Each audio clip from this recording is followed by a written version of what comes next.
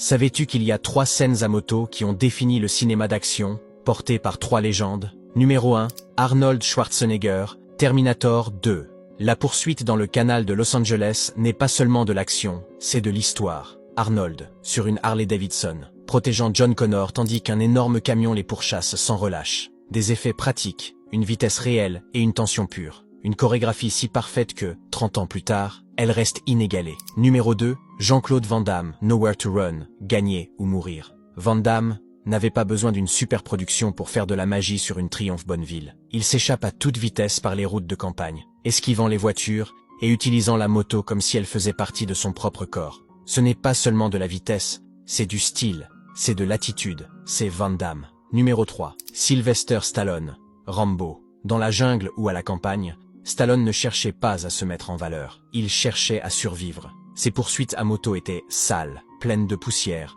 de boue et de dangers réels. Chaque virage et chaque saut donnèrent la sensation d'un combat de vie ou de mort. Ce n'était pas un héros urbain, c'était un guérillero sur 2 roues. 3 scènes, 3 légendes et un débat éternel. Quelle est la meilleure poursuite à moto du cinéma d'action?